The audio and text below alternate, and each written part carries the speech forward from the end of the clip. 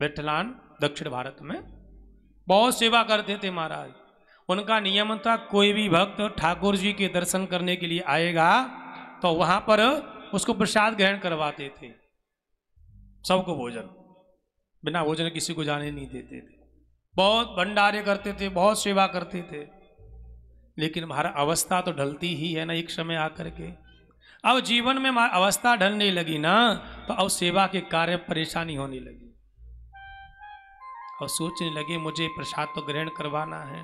भक्त लोग जाने कितनी दूर से आकर के परमात्मा के दर्शन करते, अगर भूखे जाएंगे या भूखे रहेंगे तो बहुत कष्ट होगा।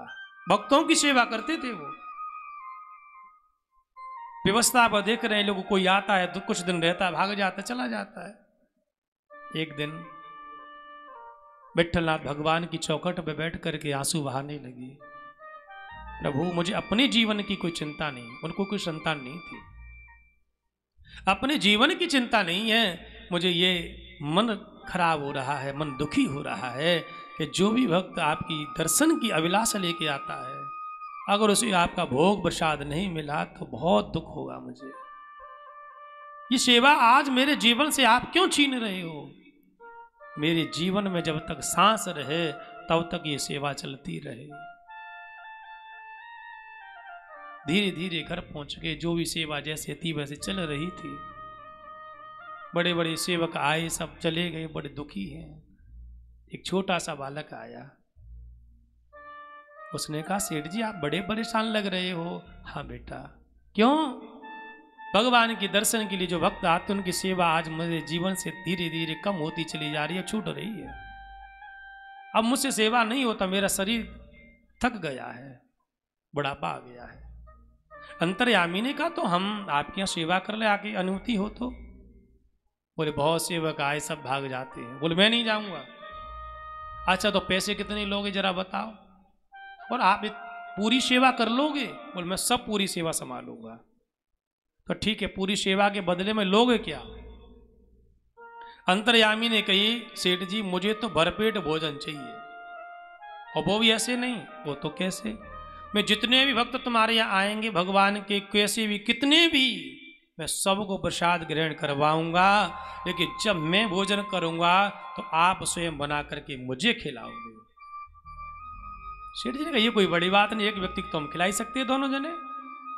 पत्नी को बुलाया, देखो अंतर्यामी ये बहुत अच्छा बेटा है, इसको भोजन हम दोनों को कराना है। बोले ठीक है, हमारी पूरी सेवा को देखेगा। और तुम्हारा अंतर्यामी पूरी व्यवस्था देखता है, खूब भंडारे, खूब भोजन चल रहा है, प्रसाद ग्रहण कर रहे हैं भक्त लोग, बड़ी प्रशंसा आनंद। फिर सेठ जी बड़े आनंद होने लगे, ठाकुर जी के भक्तों का प्रसाद चल रहा है। अब बड़ा समय व्यतीत हुआ, जी ने नहीं पहचानी। एक दिन सेठ जी की सेठानी जी पड़ोस में बैठने के लिए किसी अगल बगल वाले में, तो आपस में माताओं का चर्चा होती है। वो तुम्हारे कोई एक अंतर्यामी है, बड़ी सेवा करता है। हाँ बहुत अच्छा है, ये बहुत सेवा करता है, पूरा काम अपने आप अपने हाथ से कर लेता है। तो बातें करते करते पड़ोसन ने पूछ लिया सेठ जी तो बड़े अच्छे हैं, बड़े ठीक ठाक हैं, कोई परेशानी नहीं लग रही, कि आप दुबली पतली होती चली जा रही हो, क्या कारण है?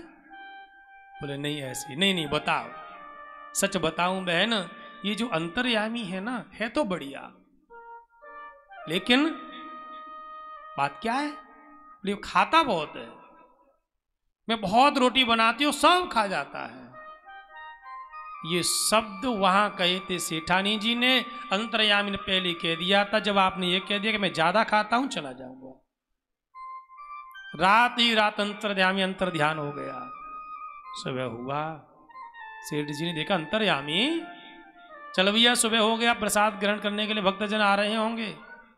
सब जगह देखा अंतर्यामी अंतर्यामी, कहीं दिखाई नहीं दिया। समझ गए कहीं ना कहीं गड़बड़ है, मैंने तो कहा नहीं। सेठानी को बुलाया, आपने कोई चर्चा की थी अंतर्यामी के बारे में? हाँ। पड़ोसन ने पूछा तुमने क्या कह दिया उसके बारे में? बोले मैंने कह दिया ये बहुत खाता है। सेठ जी रोने लगे, देवी उसने शर्त रखी थी जिस दिन आप ये कह दोगे मैं बहुत खाता हूं उस दिन रुकूंगा नहीं। चला गया।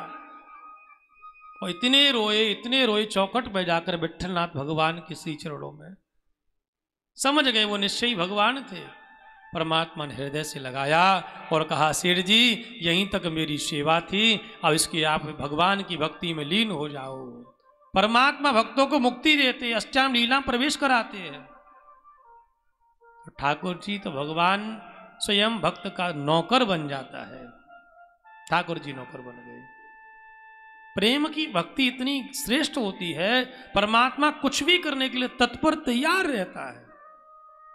भगवान नहीं देखते कौन है ये, कहां से आया, मेरा भक्त है, इसको जीवन में कभी कष्ट नहीं होने दूंगा मैं। सुखदेव जी कहते इसलिए